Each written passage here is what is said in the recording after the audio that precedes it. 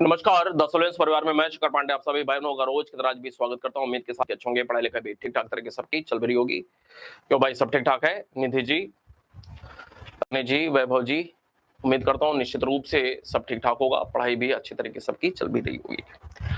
पिछले क्लास में हम लोग बात कर रहे थे अकबर के धार्मिक नीति की, और अकबर की धार्मिक नीति को बहुत बढ़िया तरीके से समझ पा रहे होंगे। तमाम सारी नई बातों की जानकारी आपको निश्चित रूप से हो रही होगी। इस कड़ी में आज हम लोग थोड़ा सा आगे बढ़ेंगे और दो मुद्दों पे बात करेंगे। एक है मजहरनामा, क्या है उस पे बात करेंगे। दीन ए इलाही क्या है, थोड़ा सा मेरे तरीके से इसको जानने का प्रयास करेंगे। आज मजहरनामा की बात करते हैं, ध्यान से थोड़ा सा सुनने का प्रयास करेंगे।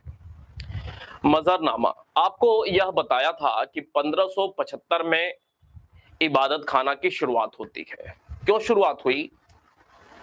धार्मिक चर्चा करने के लिए। विभिन्न धर्मों के अंतर्गत क्या क्या बातें लिखी हुई हैं, कैसे कैसे उसकी व्याख्या की जाती है धर्म गुरुओं के द्वारा, इन सारे मुद्दों को जानने समझने के लिए अकबर इबादत खाना की शुरुआत कराया था। अब क्या आवश्यकता पड़ गई कि अकबर को धार्मिक चर्चाएं करानी पड़ रही हैं? यह बात कब की है? 1575 के आसपास की है। अकबर 1573 शेख मुबारक, 1574 फैजी और अबुल फजल के संपर्क में आया था, और ये तीनों की तीनों पिता पुत्र की जोड़ी जो रही वो कुछ सूफी मत से प्रभावित थे, उदार मन मस्तिष्क के थे। इनका प्रभाव अकबर के ऊपर निश्चित रूप से पड़ा। मिलते जुलते, एक दूसरे के विचारों को जानते समझते, अकबर को यह समझ में आया कि अगर उसे एक महान शासक बनना है तो निश्चित रूप से सभी का दिल जीतना अनिवार्य है, सबके दिलों में वास करना है।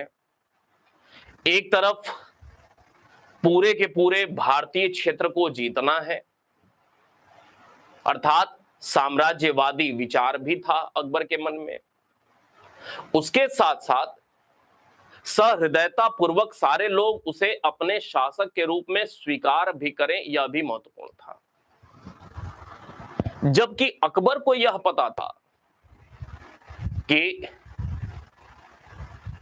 उसका ये जो राज्य है, उसका ये शासन तंत्र है, उसमें विभिन्न नस्ल के लोग शामिल हैं, उसमें विभिन्न धर्म के लोग शामिल हैं, उसमें विभिन्न जाति के लोग शामिल हैं।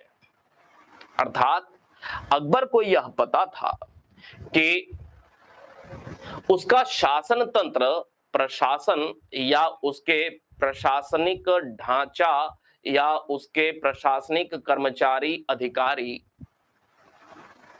या उसका अमीर वर्ग, प्रशासनिक अधिकारी कर्मचारियों को अमीर कहा जाता था, ये विभिन्न नस्ल, धर्म, जाति, संप्रदाय से जुड़े हुए लोग हैं और सबको एक साथ लेकर के चलना है। तो निश्चित रूप से कुछ ऐसी व्यवस्था बनाना चाहिए जिससे लंबे समय तक वह शासन कर सके और सुचारू रूप से शासन कर सके। अकबर के समय काल में कभी भी धार्मिक उन्माद की जानकारी नहीं मिलती है।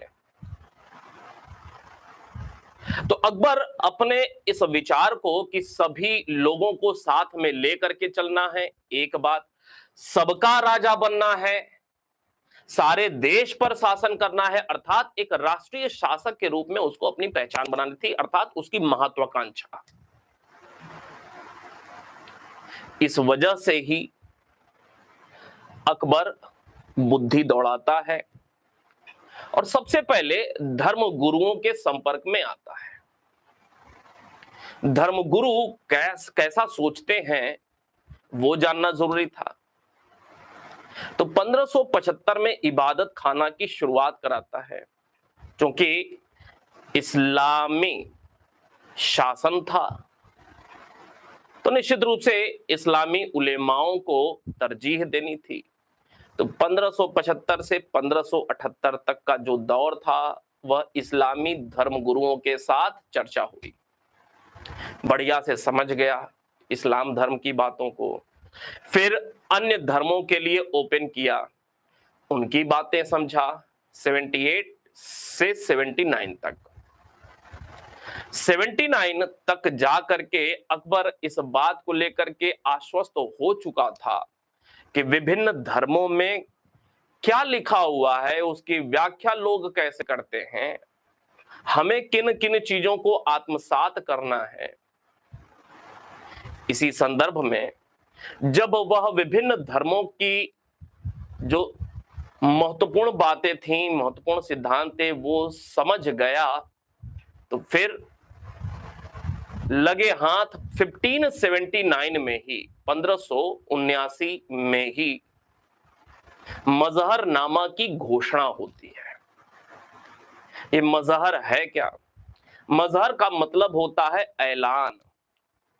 शुद्ध रूप से अगर मजहब का मतलब समझा जाए तो मजहर का अर्थ होता है ऐलान। मजहर का अर्थ एक दूसरे शब्द में अर्जी देना। मजहर की शुरुआत होती है। अब ये मजहर है क्या? तो वास्तव में ऐलान जो हो रहा है, मजहर का शाब्दिक अर्थ है ऐलान। ऐलान ये है क्या? तो मजहर एक घोषणा पत्र था। जिस प्रकार हमारे संविधान में तमाम सारी बातें घोषणा के रूप में लिखी हुई होती हैं, वैसे ही मजहर में भी कुछ बातों को लिखा गया था। वह एक घोषणा थी, एक कागज जिसपे कुछ बातें लिखी हुई हैं, और उस कागज जिस पर कुछ खास बातें लिखी हुई हैं घोषणा के रूप में, तो वह कागज अब घोषणा पत्र हो गया। तो मजहर क्या था? कुछ बातों का घोषणा पत्र था। अब उस मजहर अर्थात घोषणा पत्र को वैलिड बनाना था, वैध करना था। इस वजह से उस समय के जो कुछ प्रमुख उलेमा लोग थे, उनका सिग्नेचर भी होता है, उनका हस्ताक्षर भी उस पे लिया गया। क्योंकि धर्म से जुड़ी हुई बात थी तो निश्चित रूप से उलेमाओं का हस्ताक्षर लेना जरूरी था। और रूढ़िवादी भी हैं, उदारवादी भी हैं। लेकिन महत्वपूर्ण बात यह है कि यह जो घोषणा पत्र बना, जिस पर कुछ बातें लिखी हुई थी, क्या बातें लिखी हुई हैं अभी बताते हैं। यह जो एक घोषणा पत्र हुआ, उसका प्रारूप किसने तैयार किया? उसका प्रारूप एक उदार हृदय वाले उलेमा ने तैयार किया, जिसका नाम था शेख मुबारक। सितंबर 1579 का वर्ष था जब मजहरनामा की घोषणा होती है। मजहरनामा का प्रारूप किसने बनाया था? शेख मुबारक ने तैयार किया हुआ था। मजहरनामा पर किन उलेमाओं का सिग्नेचर था? तो कुल सात उलेमाओं का इस पर सिग्नेचर था, हस्ताक्षर था, जिनमें शेख मुबारक भी शामिल थे, जिनमें अब्दुल नबी भी शामिल था, जिसमें अब्दुल्ला सुल्तानपुरी भी शामिल था, जिसमें एक उलेमा था जलालुद्दीन मुल्तानी, वह भी शामिल था, एक गाजी खां बख्शवी, यह भी शामिल था। ऐसे ऐसे कुछ उलेमा लोग सिग्नेचर किए हुए थे। लेकिन ध्यान में रखना है कि मजहर या मजहरनामा से कोई संबंध अबुल फजल का नहीं था। पिता का मामला है, शेख मुबारक शामिल है, तो बच्चे की कोई जरूरत वहां पर नहीं है। अबुल फजल या फैजी का कोई भी लेना देना नहीं था, न तो यह मजहरनामा की किसी घोषणा से जुड़े हुए थे, न तो इन दोनों में से किसी का सिग्नेचर था मजहरनामा पर। मजहरनामा है क्या? किन बातों का यह घोषणा पत्र था? तो मजहरनामा में दो तीन खास बातें देखने को मिलती हैं। पहले तो यह, इस घोषणा पत्र में अर्थात मजहरनामा में अकबर को दो उपाधियां प्राप्त हुई।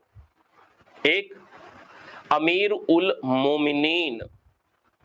अमीर का मतलब नेता, मोमिनीन का मतलब होता है ईमानदार, अर्थात ईमानदारों का नेता। अमीर उल मोमिनीन की उपाधि दी गई, ईमानदारों का नेता अकबर को बताया गया। इसके साथ साथ इमाम ए आदिल उसे घोषित किया गया। इमाम ए आदिल का मतलब क्या होता है? न्याय प्रिय शासक। इमाम न्याय देने वाला, न्याय प्रिय। आदिल का मतलब शासक, न्याय प्रिय शासक। ये दो उपाधियां उसे दी गई इस घोषणा पत्र के अंतर्गत। एक ईमानदारों का नेता बताया गया और दूसरा न्यायप्रिय शासक बताया गया। दूसरी महत्वपूर्ण बात कि अकबर को इस बात के लिए अंतिम रूप से स्वतंत्र छोड़ दिया गया कि यदि किसी मुद्दे को लेकर के उलेमाओं के बीच एक मत नहीं है, अलग अलग व्याख्या या राय है, तो ऐसे में शासन चलाना है अकबर को। अकबर करे तो क्या करे? इस उलेमा की बात माने या उस उलेमा की बात माने या उसकी बात माने? ऐसे में अकबर को इस मजहरनामा के माध्यम से अंतिम रूप से स्वतंत्र निर्णय लेने के लिए छोड़ दिया गया। किसी उलेमा के दबाव में अब अकबर नहीं है, वह धार्मिक प्रतिबंधों से मुक्त हो रहा है। उलेमा व्यक्तिशः इन लोगों से मुक्त हो रहा है, लेकिन दबाव कुरान का तो है, शरीयत का तो है, क्योंकि इस्लामी शासन है, तो निश्चित रूप से धर्म ग्रंथ का तो दबाव है, उसके विरुद्ध नहीं जा सकता था। तो तीसरी बात निकल करके आती है, कुरान से सुसंगत अगर कोई फैसला दे रहा है, आदेश दे रहा है, निर्णय ले रहा है अकबर, तो इस बात का ध्यान में रखना है कि वह कुरान से सुसंगत हो, एक बात। दूसरी बात कि वह राष्ट्र हित में हो। तो इस प्रकार के कोई भी निर्णय जो कि कुरान से सुसंगत हो, राष्ट्र हित में हो, अकबर कोई भी ऐसा आदेश दे सकता था, निर्णय ले सकता था, और सभी व्यक्तियों को आंख मूंद करके उस पर विश्वास और फॉलो करना अनिवार्य कर दिया गया। तीन बातें घोषणा पत्र में विशेष रूप से, दो उपाधियां अमीर उल मोमिनीन, इमाम ए आदिल। दूसरी बात कि अगर उलेमाओं में एक मत नहीं है तो अकबर स्वतंत्र है अंतिम निर्णय लेने के लिए। तीसरी महत्वपूर्ण बात, कुरान से सुसंगत और राष्ट्र हित में वह कोई भी फैसला ले सकता था और उस फैसले को मानने के लिए सारे लोग बाध्य हो गए। क्लियर है बात? तो ये जो मजहरनामा है उसकी घोषणा कब होती है? सितंबर 1579 में। दूसरी बात कि मजहरनामा का प्रारूप शेख मुबारक ने तैयार कराया। किन खास उलेमाओं के सिग्नेचर थे? तो कुल की संख्या थी 7, जिनमें से कुछ लोगों के नाम बताया। फैजी अबुल फजल का कोई संबंध नहीं था। क्या 3 खास बातें घोषणा पत्र के रूप में थी मजहरनामा में, वह बताया। अब कुछ इतिहासकार हैं जो कि मजहरनामा की घोषणा को अपने अपने तरीके से अभिव्यक्त करते हैं। जैसे 2-3 का नाम देखने को मिलता है विशेष रूप से। एक नाम बदायूनी। बदायूनी अकबर का समकालीन था, अकबर का दरबारी था, लेकिन अकबर को पसंद नहीं करता था, अकबर का कटु आलोचक था। अपनी किताब में भी अकबर की आलोचना किया, यही बात रही कि आपको बताया था मुंतखाब उत तवारीख में बदायूनी अकबर के समय काल में इसको प्रकाशित नहीं कराया था, बाद में जहांगीर के समय काल में यह प्रकाशित हुई थी किताब। बदायूनी क्या कहता है मजहरनामा को लेकर के कि अकबर ने मजहरनामा की घोषणा इस वजह से कराई क्योंकि वह अपने आप को इंसान एक कामिल मानने लगा था। इंसान एक कामिल मतलब पूर्ण मानव। पूर्ण मानव, पूर्ण मानव कहने का मतलब है राजनीति में भी सर्वश्रेष्ठ शासक है और अब न्याय या फैसला लेने में भी सर्वश्रेष्ठ। उलेमाओं का कोई दबाव नहीं है उसके ऊपर। तो राज्य की दृष्टि से, न्याय की दृष्टि से, दोनों ही दृष्टि से वह सर्वश्रेष्ठ है, उस पर कोई भी अब लगाम नहीं है। इसी संदर्भ में बदायूनी ने कहा कि अकबर अपने आप को इंसान एक कामिल अर्थात पूर्ण मानव मानने लगा था। इसी कड़ी में एक इतिहासकार हैं जिनका नाम है एस.एम. जफर।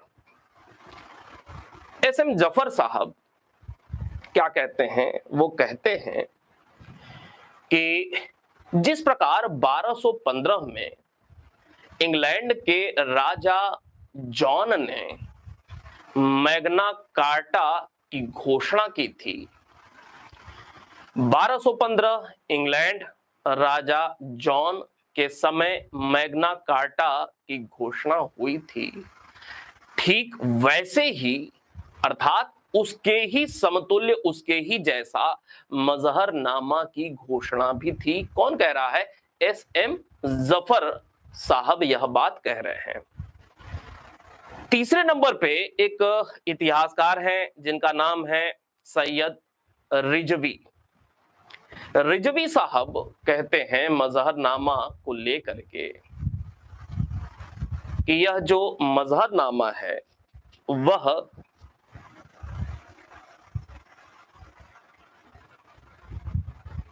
इसे कहा जा सकता है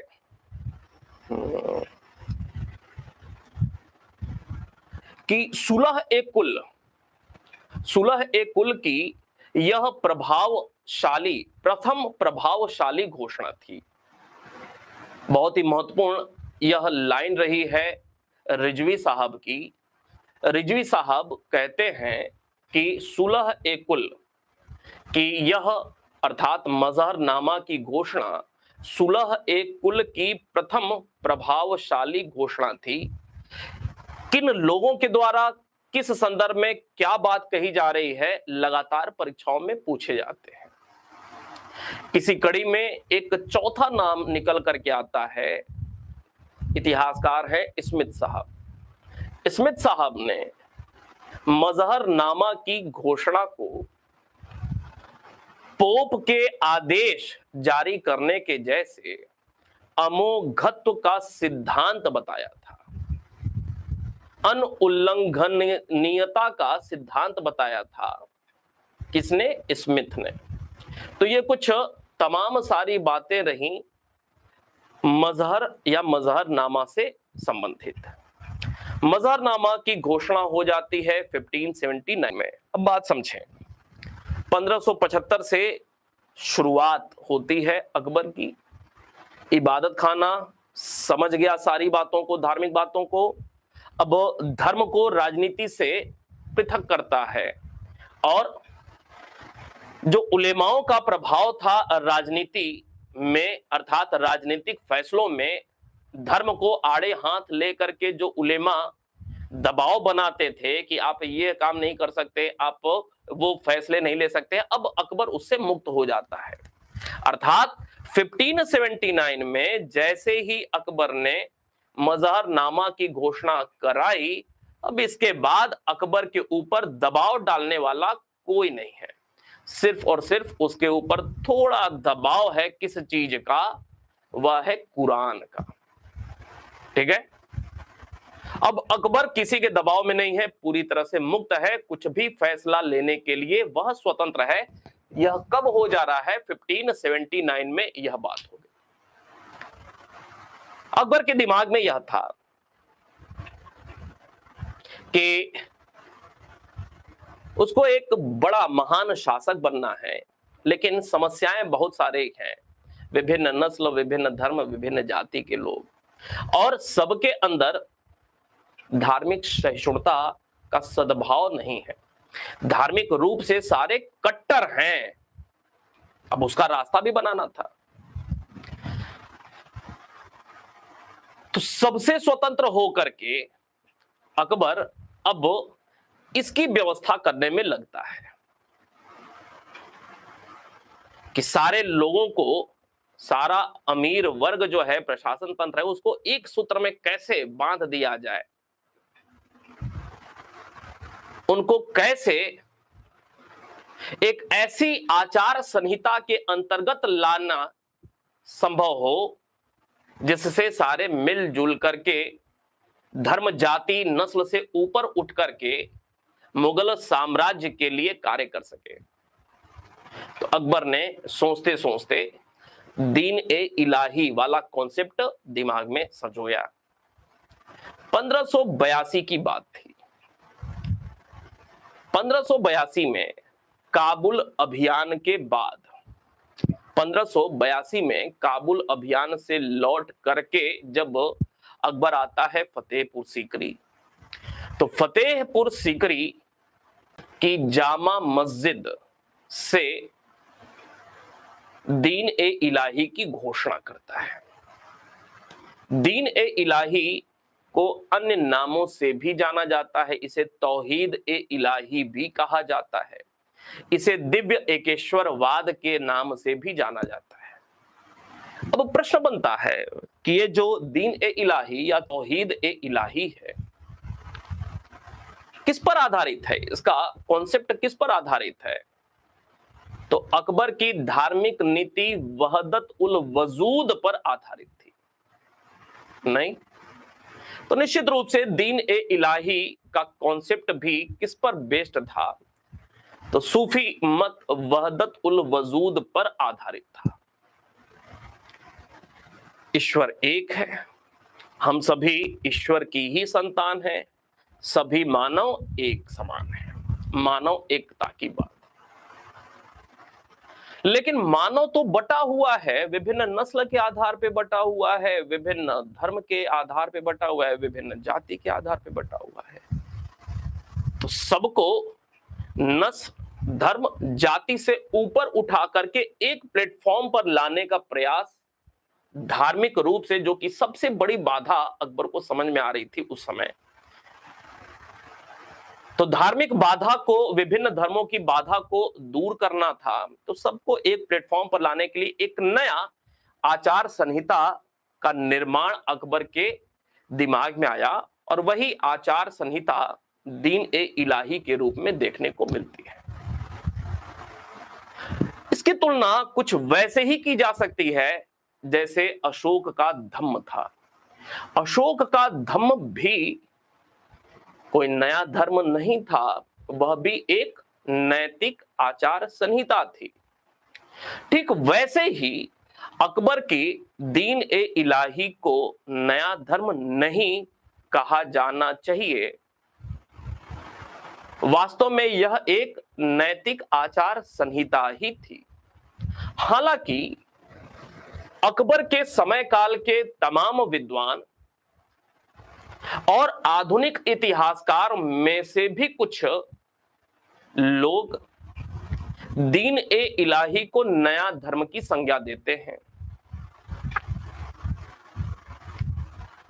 एक अकबर के समकालीन लोगों की अगर बात किया जाए, बदायूनी, फादर थाना मोनसरेट अर्थात, और एक तीसरा पादरी था जिसका नाम था बारतोली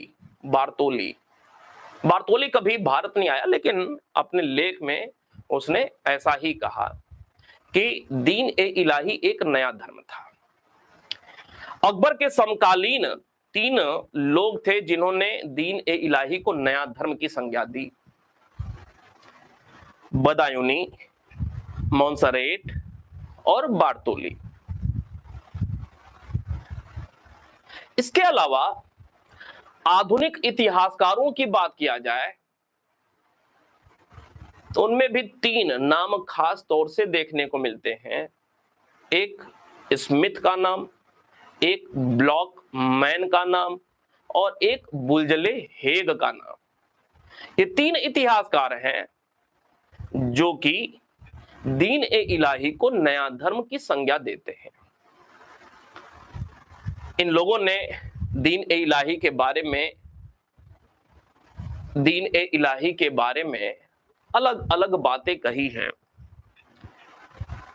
जैसे बारतोली ने दीन ए इलाही के लिए कहा कि यह अकबर की दूरदर्शितापूर्ण धूर्तता थी।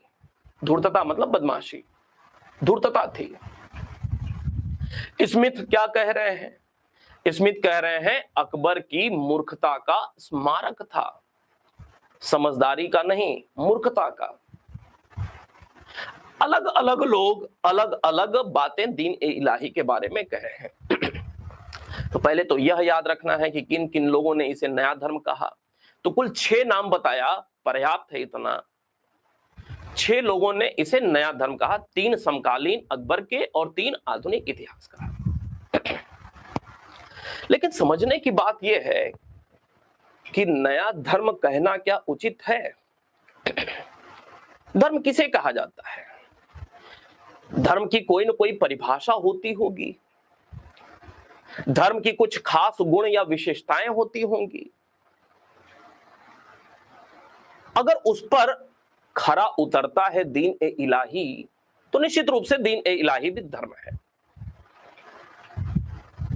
और अगर विशेषताएं नहीं पाई जाती हैं धर्म वाली, तो निश्चित रूप से इसे धर्म नहीं कहा जा सकता है। जैसे धर्म की कुछ खास विशेषताएं होती हैं। पहले तो धर्म की बात करेंगे, ज्यादा टाइम हो जाएगा, कुछ सार में आपको बतला देते हैं। धर्म के 2 पक्ष होते हैं, बाह्य पक्ष और आंतरिक पक्ष। आंतरिक पक्ष अंतरात्मा से संबंधित, बाह्य पक्ष अर्थात दिखने वाला पक्ष। धर्म के 2 पक्ष होते हैं, आंतरिक और बाह्य। बाह्य पक्ष की बात करते हैं। हम ईसाई धर्म की बात करें या हिंदू धर्म की बात करें या इस्लाम धर्म की बात करें, तो किसी धर्म के लिए एक धर्म स्थल का होना तो नितांत आवश्यक है। अर्थात पूजा कक्ष, पूजा गृह या धर्मालय का होना तो नितांत आवश्यक है। क्या दीन ए इलाही में था? नहीं था। किसी धर्म के लिए धर्म ग्रंथ का होना नितांत आवश्यक है। क्या दीन ए इलाही में था? नहीं था। किसी धर्म के लिए कर्मकांड का होना नितांत आवश्यक है। क्या दीन ए इलाही में था? नहीं था। किसी धर्म में कर्मकांड से संबंधित तमाम सारे बाबा जी लोग होते हैं, पंडित बाबा लोग होते हैं, क्या दीन ए इलाही में था? नहीं था। अबुल फजल पुरोहित कहा जाता है, लेकिन वास्तव में वह पुरोहित पंडित जी नहीं था दीन ए इलाही का। उसका काम क्या था? क्यों उसको पुरोहित कहा गया था? इस वजह से कहा गया था क्योंकि वह जो दीन ए इलाही को धारण करने वाला व्यक्ति है, दीन ए इलाही में शामिल होने वाला व्यक्ति है, अबुल फजल उस व्यक्ति को अकबर तक बस पहुंचाने का काम करता था। अब कोई व्यक्ति दीन ए इलाही में शामिल होना चाहता है, वो सीधे अपने आप से अकबर के यहां पहुंच जाए? नहीं, ऐसा नहीं था। एक सिस्टम बना हुआ था। अबुल फजल के पास जाकर के पहले वह अर्जी देगा कि मैं दीन ए इलाही में शामिल होना चाहता हूं। फिर अबुल फजल कुछ लोगों का, किताब में लिखा हुआ है 12 का ग्रुप बनाता था। 12 लोगों को एक साथ, कोई आज आया, कोई परसों आया, कोई अगले दिन आया, सबको एक दिन निश्चित कर देता था कि आप इस दिन सारे 12 लोग इकट्ठे आइएगा, मैं आपको बादशाह के पास ले चलूंगा, उन्हीं से शिष्ट और कबा आपको उपलब्ध कराऊंगा। आप मुरीद बन जाइएगा, आप दीन इलाही के शिष्य बन जाइएगा। तो अबुल फजल पुरोहित कहने का मतलब अबुल फजल बाबा नहीं था, पंडित नहीं था दीन इलाही धर्म का। बस अभ्यर्थी को दीन इलाही का मुरीद शिष्य बनना है तो अकबर के पास ले जाना, यही कार्य था उसका। रविवार के दिन यह दीक्षा दी जाती थी। अकबर शिस्त उपलब्ध कराता था। शिस्त क्या होता था? अकबर अपना चित्र, फोटो वाला चित्र अपना उपलब्ध कराता था, वो शिस्त कहलाता था। और कबा अर्थात अपनी पगड़ी उपलब्ध कराता था। दीक्षा हो गई। रविवार के दिन यह कार्य होता था दीक्षा वाला। तो वास्तव में धर्म की जो परिभाषा है या धर्म के जो मूल गुण या विशेषताएं होती हैं, वो तमाम खूबियां दीन ए इलाही में नहीं पाई जाती हैं। तो सीधे सीधे हम खारिज कर सकते हैं कि दीन ए इलाही कोई नया धर्म था, भले ही लोग कहें, लेकिन दीन ए इलाही वास्तव में कोई नया धर्म नहीं था। तो क्या था? तो यह अशोक के धम्म के जैसे ही एक नैतिक आचार संहिता थी, ताकि सारे के सारे विभिन्न धर्मों में धार्मिक सद्भाव बढ़े। लोग यह मान ले कि धर्म व्यक्तिगत आस्था का विषय है, धर्म व्यक्तिगत आस्था का विषय है। विभिन्न नस्ल, विभिन्न धर्म में एक सामंजस्य स्थापित करने के कारण इन उद्देश्यों से दीन ए इलाही को अकबर प्रतिपादित किया हुआ था। बात समझ में आ रही है आसानी से?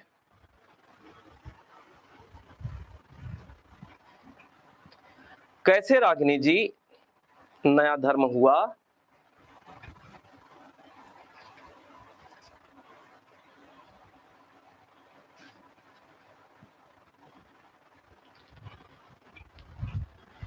अब ये जो तमाम सारे लोगों ने इसे कहा कि यह नया धर्म है, नया धर्म है, आधुनिक काल में एक इतिहासकार हैं, आप नाम नहीं जानते हैं, उनका नाम है श्री राम शर्मा। ये गायत्री परिवार वाले नहीं, एक इतिहासकार है। श्री राम शर्मा जी की एक किताब है और अकबर की दीन ए इलाही को लेकर के उस पर रिसर्च है। श्री राम शर्मा जी ने जो किताब लिखी उसका नाम है religious power of Mughal emperors. Religious power of Mughal emperors. उस किताब में बहुत सारा खंडन मंडन किया है, बहुत सारे सबूत तथ्य वहां पे प्रस्तुत किया श्री राम शर्मा जी ने, और अंतिम रूप से निचोड़ निकाला कि अकबर के द्वारा प्रतिपादित दीन ए इलाही कोई नया मजहब नहीं था।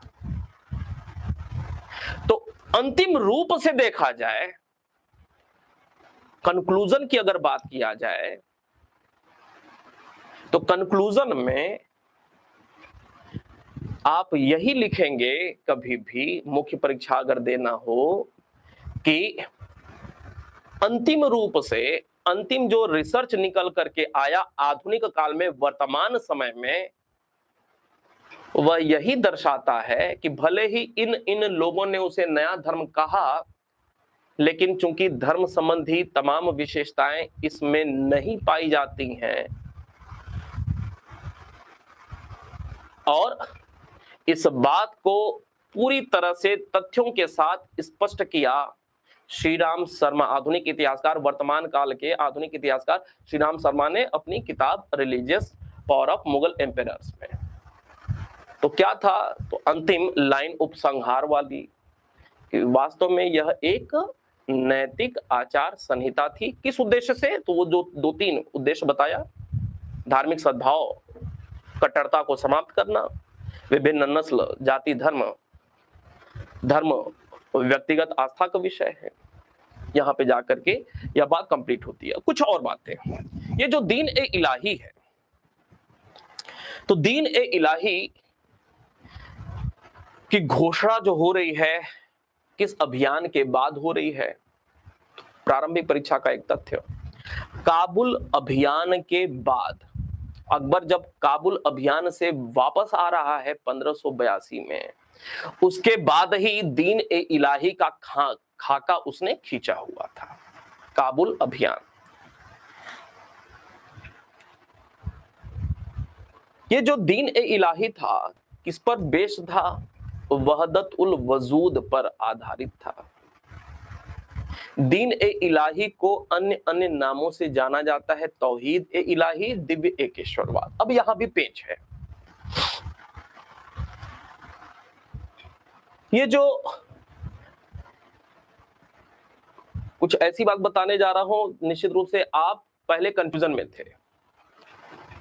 अकबर का समकालीन था बदायूनी, अकबर का समकालीन अबुल फजल। बदायूनी ने दीन ए इलाही शब्द का भी प्रयोग किया, तौहीद ए इलाही शब्द का भी प्रयोग किया है। फिर से अकबर का जो समकालीन इतिहासकार था बदायूनी, बदायूनी ने तौहीद ए इलाही शब्द का भी प्रयोग किया है, दीन ए इलाही शब्द का भी प्रयोग किया है। अबुल फजल दीन ए इलाही शब्द का प्रयोग नहीं किया है। अबुल फजल ने अपने आईने अकबरी के आइन 77 के आइन ए रहनुमाई में तौहीद ए इलाही शब्द का ही प्रयोग किया है, कहीं भी इसने दीन ए इलाही शब्द का प्रयोग नहीं किया है। एक तीसरा इतिहासकार मोहसिन फानी। मोहसिन फानी का नाम आप सुने हैं और आप में से अधिकांश लोग यह जानते हैं कि सबसे पहले मोहसिन फानी ने ही अपनी पुस्तक दबिस्तान ए मजाहिब में दीन ए इलाही शब्द का प्रयोग किया है, जो कि गलत है। कैसे गलत है? क्योंकि बदायूनी अगर दीन ए इलाही और तौहीद ए इलाही दोनों शब्दों का प्रयोग कर चुका है, तो दबिस्तान ए मजाहिब में फर्स्ट टाइम दीन ए इलाही शब्द का प्रयोग कहां हो रहा है? This is the second time ना इन दबिस्तान ए मजाहिब कि मोहसिन फानी इसका यूज कर रहे हैं। एक और समस्या है, तमाम सारे लोग यह भी जानते हैं कि मोहसिन फानी जहांगीर के समकालीन थे, वह भी गलत है। मोहसिन फानी का संबंध शाहजहां के काल से है और थोड़ा बहुत औरंगजेब के काल से है। याद रहेगा, मुख्य रूप से शाहजहां के समकालीन रहे हैं, शाहजहां के दरबारी क्या कहते हैं, समकालीन रहे हैं मोहसिन फानी। उनकी किताब दबिस्तान ए मजाहिब। दबिस्तान ए मजाहिब में दीन ए इलाही या तौहीद ए इलाही दोनों शब्दों का प्रयोग नहीं हो रहा है। पहली बार सिर्फ और सिर्फ दीन ए इलाही का प्रयोग हो रहा है। बदायूनी ने क्या किया था? दीन ए इलाही, तौहीद ए इलाही दोनों का प्रयोग किया था, जबकि अबुल फजल ने तौहीद ए इलाही का प्रयोग किया, लेकिन मोहसिन फानी ने सिर्फ और सिर्फ दीन ए इलाही का प्रयोग किया था। इस वजह से कुछ लोग कंफ्यूजन वश ऐसा लिखे भी हैं कि सर्वप्रथम दीन ए इलाही का प्रयोग दबिस्तान ए मजाहिब में किया गया था। पेपर में दो प्रकार के प्रश्न बनेंगे, समझिए। अगर प्रश्न यह पूछा गया कि सर्वप्रथम दीन ए इलाही का प्रयोग कहां किया गया, अगर बदायूनी ऑप्शन में नहीं है तो आप मोहसिन फानी ही उत्तर लगाएंगे, और अगर बदायूनी ऑप्शन में है तो आप बदायूनी ही ऑप्शन में लगाएंगे, मोहसिन फानी पे नहीं जाएंगे, क्योंकि इसका प्रमाण है। दो प्रकार के प्रश्न और दो प्रकार के उत्तर होंगे, ठीक है, याद रहेगा, उम्मीद करता हूं निश्चित रूप से आसान होगा। ये रविवार को दीक्षा दी जा रही है। जो भी लोग इस दीन ए इलाही में शामिल हो रहे हैं उनको क्या कहा जाता था? तो उनको इलाही कहा जाता था। जो भी सदस्य शिष्य बन जाते थे दीन ए इलाही का, अकबर का नहीं, दीन ए इलाही का, हालांकि अकबर ही शिष्य देता था, कबा देता था, लेकिन दीन ए इलाही का शिष्य। तो गुरु कौन है? धर्म नहीं है, गुरु कौन है? गुरु दीन ए इलाही। दीन ए इलाही का मुरीद या शिष्य जो बन जा रहा है उसको इलाही कहा जाता था। एक बात। दूसरी बात, रविवार को दीक्षा दी जा रही है। जो भी सदस्य इच्छुक है वह अबुल फजल के पास आ रहा है। अबुल फजल लोगों को बता रहा है ठीक है ठीक है, इंतजार करिए, रविवार को बादशाह के पास ले चलेंगे। 12 लोग इकट्ठे हो गए। एक और नया तथ्य कि एक बार में 12 के समूह को अकबर के सामने ले जाता था। हालांकि सदस्यों की संख्या कुछ जगहों पे 22 लिखी है दीन इलाही को मानने वाले, कुछ जगहों पे 19 भी लिखा हुआ है, कुछ जगहों पे 22 की संख्या लिखी हुई है, कुछ जगहों पे 19 भी लिखा हुआ है, और इक्का दुक्का जगह पे 18, 19 या 18 करके लिखा हुआ है। तो यह भी एक कंफ्यूजन है कि exact what was the digit number, कि कितने लोग इसको फॉलो कर रहे थे, यह भी एग्जैक्ट नहीं है। जो भी मैंने देखा है, पढ़ा है, उसमें 22 भी एक जगह लिखा हुआ मिला है, 18 या 19 करके भी लिखा हुआ मिला है। फिलहाल हम लोग 22 को लेकर के चलते हैं। तो इलाही कितने लोग बने? मोटे तौर पे मान लें 22 लोग। अबुल फजल के पास लोग जा रहे हैं। अबुल फजल ए, अमुक व्यक्ति ए, अमुक व्यक्ति बी, सी, ऐसे 12 लोगों को इकट्ठा कर लेता है और इन 12 को एक साथ ले जाता है। तो याद रखना है, बड़ी परीक्षा के लिए, छोटी परीक्षा के लिए तो नहीं, बड़ी परीक्षा के लिए ही, कि 12 के समूह में दीन ए इलाही का शिष्य बनाने के लिए या बनने हेतु अबुल फजल अकबर के सामने लोगों को ले जाता था 12 की संख्या में। ऐसा नहीं कि कोई आज आया उसको लेता गया इंडिविजुअली, अगले दिन कोई आया उसको लेता गया, नहीं, ऐसा नहीं था। या ऐसा भी नहीं था कि किसी एक रविवार को एक को ले जा रहा है, फिर ऐसा भी नहीं था। जो शुरुआत हुई उसमें 12 के ग्रुप में ही लोगों को ले जाना हुआ। हालांकि संख्या कम थी तो बाद में स्थिति बदल गई होगी थोड़ी बहुत। दूसरी महत्वपूर्ण बात, अबुल फजल को सामान्य तौर पे पुरोहित कहा जाता है। हालांकि पुरोहित वो पंडित जी वाला काम नहीं कर रहा है, उसका मुख्य काम यही है कि यहां से वहां उनको ले जाना। फतेहपुर सीकरी की जामा मस्जिद से इसकी घोषणा हुई थी। तो ये कुछ खास अलग से बातें हैं। निश्चित रूप से उम्मीद करता हूं बात आपको समझ में आ रही होगी दीन ए इलाही को लेकर के।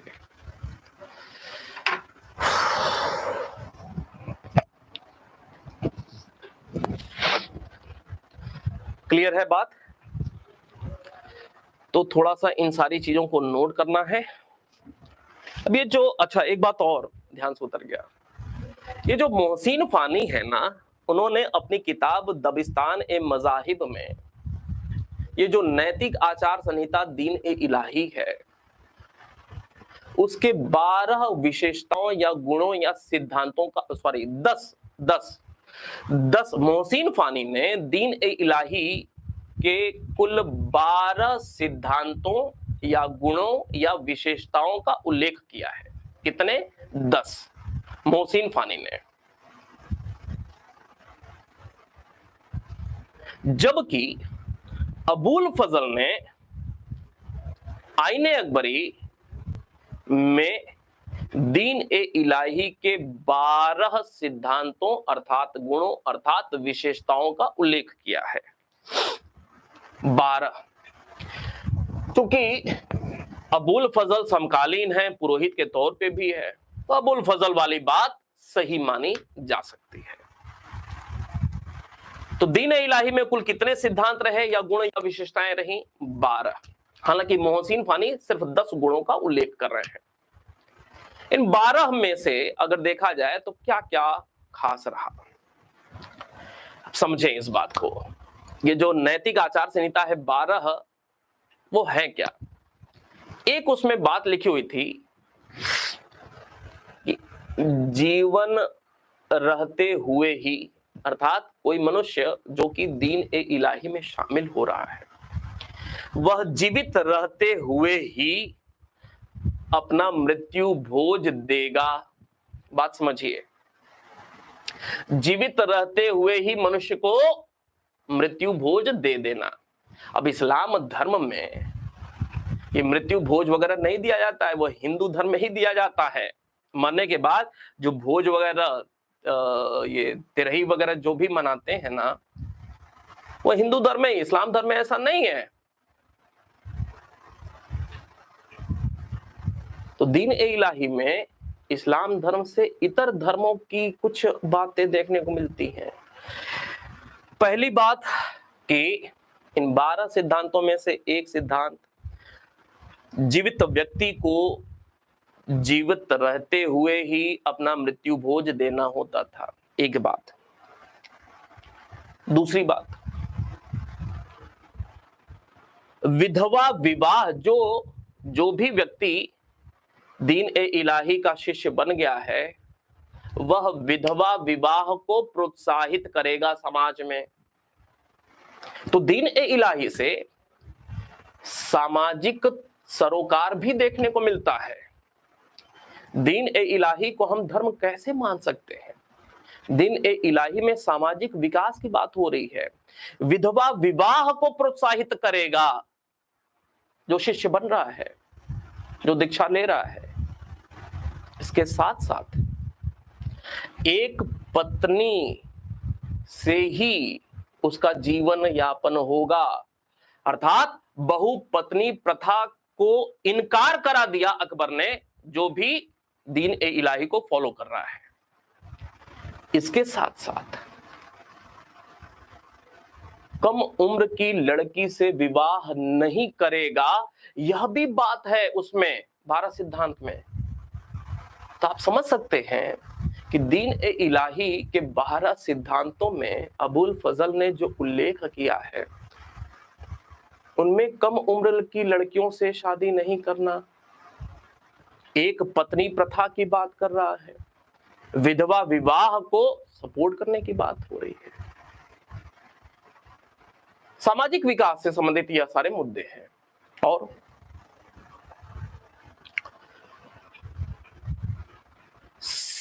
ये सिर नहीं, ये जो दाढ़ी और मूंछ है उसको साफ बना करके रखना, इस्लाम धर्म में क्या है? आमतौर पे, अब कुरान में ऐसा नहीं लिखा हुआ है लेकिन प्रचलन में है, गलत व्याख्या की वजह से प्रचलन में है, लंबी लंबी दाढ़ी रखे हैं।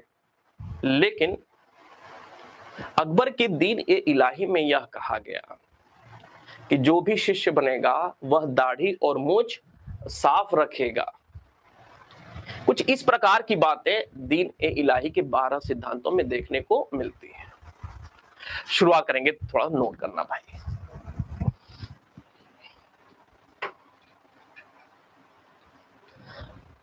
हाँ कृष्ण कुमार जी, अकबर ने तो बहुविवाह किया हुआ है। प्रश्न यह है कि बहुविवाह कब किया है? संविधान नहीं पढ़े हैं क्या? कानून वगैरह कैसे बनता है? दीन ए इलाही कॉमन सेंस की बात है। अभी आर्या जी ने कल परसों वाली किसी बात पे भी एक प्रश्न उठाया था, ध्यान से उतर रहा है, शायद समझ नहीं पाई। हाँ, जैन गुरु को लेकर के इबादत खाना में जो जैन प्रतिनिधित्व है वो हरि विजय सूरी से हो रहा है, लेकिन इबादत खाना बनने के पहले ही कोई जैनी जा रहा है दरबार में मिलने के लिए, वो बुद्धि सागर, वो अलग बात थी। इबादत खाना से उसको अलग नोट्स में लिखाया था, वो अलग बात थी, ठीक है। फिर अभी कृष्ण जी ने लिखा, कृष्ण या कृष्णा, कि अकबर ने तो बहुविवाद किया था। तो भाई अब ये सारी बातें ऐसी है ना कि खुद से आपको बुद्धि लगाना चाहिए। जब तक बुद्धि का प्रयोग नहीं करेंगे ना, सब पढ़ना बेकार है भाई। अकबर की अंतिम शादी कब हो रही है और दिन ए इलाही की शुरुआत कब हो रही है? अब अकबर ऐसा थोड़ी कि कब्र में पैर है, बुढ़ापे में शादी किए जा रहा है, ऐसा नहीं है। ठीक है, चलें, कहीं शादी वादी मिल जाएगा तो मुझे बताइएगा अंतिम शादी कब हो रही है। ये लोग राजा लोग ना वैसे भी छुपे रुस्तम किस्म के होते हैं। ठीक है, जो किताबों में कुछ बातें लिखी हैं बस चले। हाँ भाई, बहुत जल्दी मान गए। उम्मीद करता हूँ कि बहुत अच्छे से बात मज़हरनामा को और दीन ए इलाही को लेकर के समझ में आई होगी। थोड़ा सा मैं गर्मी में हूँ, ठीक है, तो रहने देते हैं, इस बात को हम लोग कल नोट कर लेंगे, क्योंकि करीब 40-45 मिनट लगेगा इसको नोट करने में, इन सारी बातों को। तो कल इस बात को नोट करते हैं, ठीक है। और फिर इसके बाद हम लोग अकबर में अभी और भी कुछ खास बातें अभी आपको बताऊंगा, वो भी बाकी हैं। जैसे लोक कल्याणकारी कार्य भी बहुत कुछ हो रहा है अकबर के द्वारा, ठीक है। अच्छा, एक मुद्दा और महत्वपूर्ण है कि अकबर के समय कुछ विद्रोह भी हुए थे और अंतिम विद्रोह उसके बेटे सलीम ने ही किया था, तो कुछ विद्रोहियों के नाम बताएंगे महत्वपूर्ण। फिर अकबर के समय कुछ सामाजिक धार्मिक सुधार होते हैं, लोक कल्याणकारी कार्य हो रहा है, वह भी बताएंगे आपको। अकबर के शासन में कुछ वर्षों की प्रमुख भूमिका है, तो वर्ष दर वर्ष कुछ घटनाओं के या फिर कुछ नई शुरुआत हो रही है, वह भी बताएंगे। नवरत्न के बारे में बात करेंगे, ठीक है। और ये स्थापत्य चित्रकला, ये जब प्रशासन हम लोग पढ़ लेंगे ना, उसके बाद फिर ये बात करेंगे हम लोग, ठीक है। कोई बात हो तो कमेंट सेक्शन में लिखेगा। एंजॉय करें, खुश रहें, मिलते हैं कल फिर। धन्यवाद।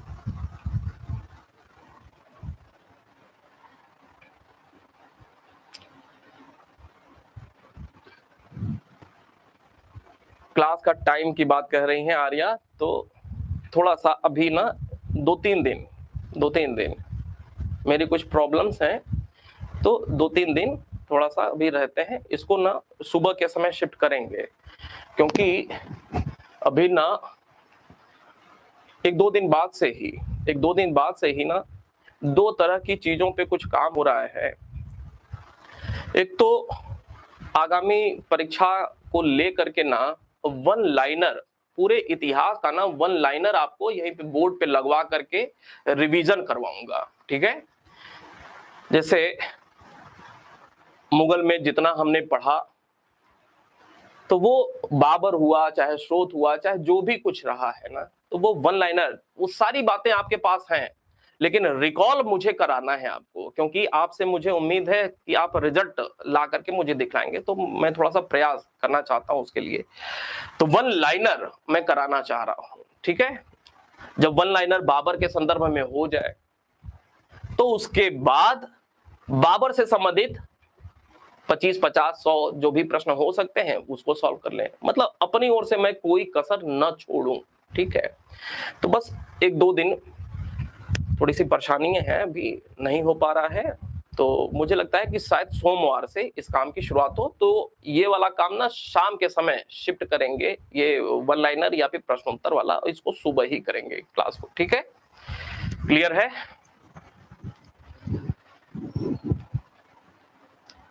हाँ माया जी, ये सब वही टेस्ट का ही काम मैं सोच रहा हूँ, ये सब टेस्ट के लिए ही, ये प्रश्नोत्तर और ये वन लाइनर जो है ना, पूरी तरह से आपको तैयार करके भेजूंगा भाई क्लास से, ठीक है। कोई मुझे नहीं बताएगा, समय रहते हुए मैं सारा काम करूंगा अपने बुद्धि विवेक से। आपकी बुद्धि चलूंगा तो फेल कर जाऊंगा, ठीक है, क्योंकि आप सारे लोग बहुत सारे हैं और सारे लोग अपनी अपनी बुद्धि का प्रयोग मेरी बुद्धि पे करेंगे तो मैं फेल हो जाऊंगा। मेरी बुद्धि से आप चलें, ठीक है। चलें फिर मिलते हैं, धन्यवाद।